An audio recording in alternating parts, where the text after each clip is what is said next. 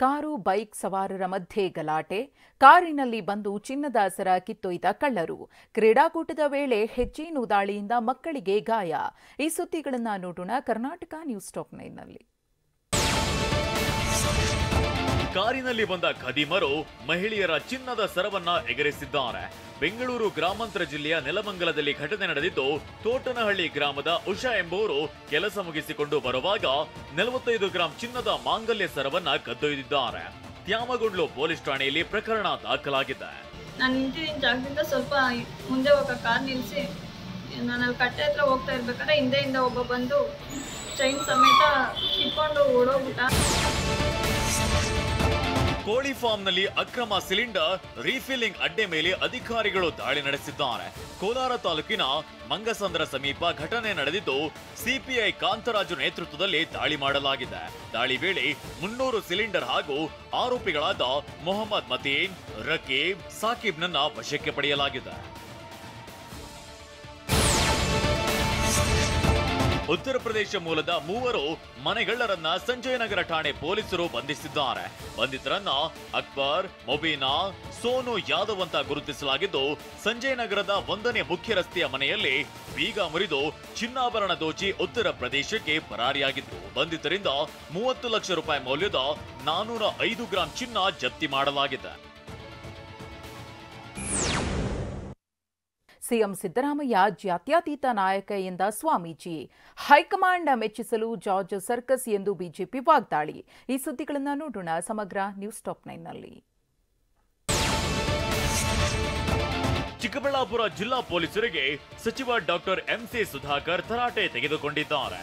Police ಅಧಿಕಾರಿ, ಸಿಬ್ಬಂದಿ ವಿರುದ್ಧ ಆರೋಪಗಳು ಹೆಚ್ಚಳವಾಗ್ತಿದೆ ಅಂತ ನಿನ್ನೆಯ ಸಭೆಯಲ್ಲಿ ಸಚಿವರು ಅಧಿಕಾರಿಗಳಿಗೆ ಕ್ಲಾಸ್ ತೆಗೆದುಕೊಂಡಿದ್ದಾರೆ.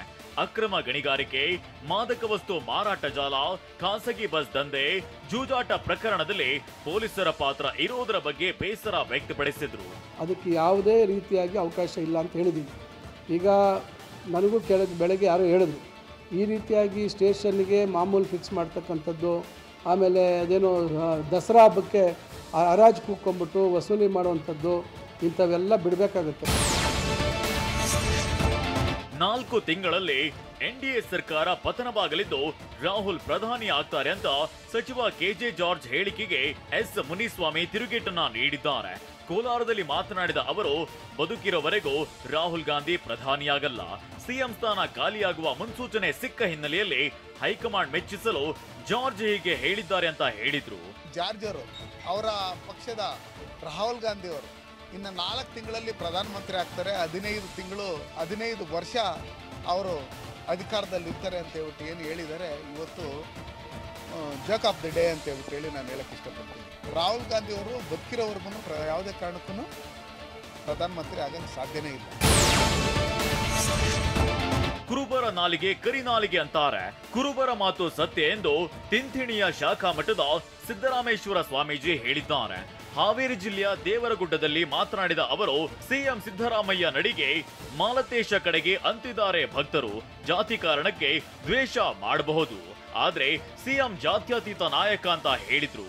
ಸಮುದಾಯಗಳನ್ನು ಎತ್ತುವಂತಹ ಶಕ್ತಿ ಅದು ಯಾರಿಗೆ ಇರ್ತಿ ಅಂತಂದ್ರೆ ನಮ್ಮ ಮುಖ್ಯಮಂತ್ರಿಗಳಿಗೆ ಮಾತ್ರ ಅಂತಕ್ಕಂಥದ್ದು. ಸಿದ್ದರಾಮಯ್ಯನವರ ಸರ್ಕಾರ ನಮ್ಮ ಬೇಡಿಕೆಗೆ ಸ್ಪಂದಿಸಿಲ್ಲ ಅಂತ ಬಸವಜಯ ಮೃತ್ಯುಂಜಯ ಸ್ವಾಮೀಜಿ ಬೇಸರ ವ್ಯಕ್ತಪಡಿಸಿದ್ದಾರೆ. ಕೊಪ್ಪಳದಲ್ಲಿ ಮಾತನಾಡಿದ ಅವರು, ಸಮಾಜದ ಶಾಸಕರಿಗೆ ಅಧಿವೇಶನದಲ್ಲಿ ಮಾತನಾಡಲು ಹೇಳಿದ್ವಿ, ಆದ್ರೆ ನಮ್ಮ ಸಮಾಜದ ಶಾಸಕರು ಈ ಬಗ್ಗೆ ಮಾತನಾಡಲಿಲ್ಲ. ಹೀಗಾಗಿ ನ್ಯಾಯಾಂಗದ ಮೊರೆ ಹೋಗಲು ಮುಂದಾಗಿದ್ದೇವೆ ಅಂತ ಹೇಳಿದ್ರು. ನನಗೆ ಅವರ ಹಿಂದಿನ ಸರ್ಕಾರ ಯಾವ ರೀತಿ ಸ್ಪಂದನೆ ಮಾಡುತ್ತೆ ಆ ಸ್ಪಂದನೆ ಇವರು ಮಾಡಿಲ್ಲ. ನನಗೆ ಎಲ್ಲೇ ಒಂದ್ ಕಡೆ ಆ ನೋವಿದೆ. ಹಾಸನ ಡಿಸಿ ವಿರುದ್ಧ ಎಫ್ಐಆರ್ ದಾಖಲು ಮಾಡದಿದ್ರೆ ಹೋರಾಟ ಅಂತ ಜೆಡಿಎಸ್ ಶಾಸಕ ಎ ಮಂಜು ಎಚ್ಚರಿಕೆ ನೀಡಿದ್ದಾರೆ. ಹಾಸನದಲ್ಲಿ ಮಾತನಾಡಿದ ಅವರು, ಮುದಗನೂರಿನ ಡೀಮ್ಡ್ ಅರಣ್ಯದಲ್ಲಿ ಅಕ್ರಮ ಕಲ್ಲು ಗಣಿಗಾರಿಕೆ ನಡೆಸುವವರ ವಿರುದ್ಧ ಪ್ರಕರಣ ದಾಖಲಾಗಿದೆ, ಆದ್ರೆ ಅಧಿಕಾರಿಗಳ ವಿರುದ್ಧ ಯಾಕೆ ಕೇಸ್ ದಾಖಲಾಗಿಲ್ಲ ಅಂತ ಹೇಳಿದ್ರು.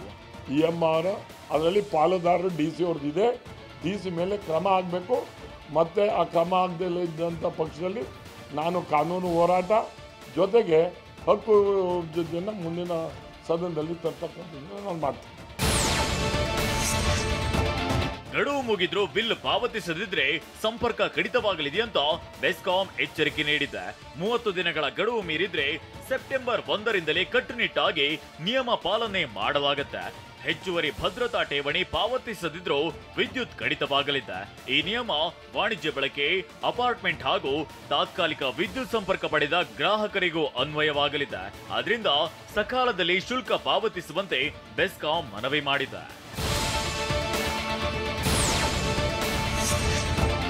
ಎಐಸಿಸಿ ಪದಾಧಿಕಾರಿಗಳ ಪುನರ್ರಚನೆ ಆಗಿದ್ದು, ಎಐಸಿಸಿ ಕಾರ್ಯದರ್ಶಿಯಾಗಿ ಬೆಳಗಾವಿ ಜಿಲ್ಲೆಯ ಖಾನಾಪುರ ಕ್ಷೇತ್ರದ ಮಾಜಿ ಶಾಸಕಿ ಡಾಕ್ಟರ್ ಅಂಜಲಿ ನಿಂಬಾಳ್ಕರ್ ನೇಮಕಗೊಂಡಿದ್ದಾರೆ. ಇದರ ಜೊತೆಗೆ ಗೋವಾ, ದಿಯು ದಮಾನ್, ದಾದ್ರಾ ನಗರ್ ಹವೇಲಿ ಉಸ್ತುವಾರಿ ಕಾರ್ಯದರ್ಶಿಯಾಗಿ ಅಂಜಲಿ ನಿಂಬಾಳ್ಕರ್ ಅವರನ್ನ ನೇಮಕ ಮಾಡಲಾಗಿದೆ. ಮನ್ನೇರುಘಟ್ಟ ಜೈವಿಕ ಉದ್ಯಾನವನದಲ್ಲಿನ ಹುಲಿಯನ್ನ ನಟಿ ಸಂಯುಕ್ತ ಹೊರನಾಡು ದತ್ತು ಪಡೆದಿದ್ದಾರೆ. 2.5 ವರ್ಷದ ಹುಲಿಯನ್ನ ನಟಿ ದತ್ತು ಸ್ವೀಕರಿಸಿದ್ದಾರೆ. ಬೆಂಗಳೂರಿನ ಟೆಕಿಯಾನ್ ಸಂಸ್ಥೆ ಜೊತೆಗೂಡಿ ನಟಿ ಸಂಯುಕ್ತ ಹೊರನಾಡು ಹುಲಿ ದತ್ತು ಪಡೆದಿದ್ದಾರೆ.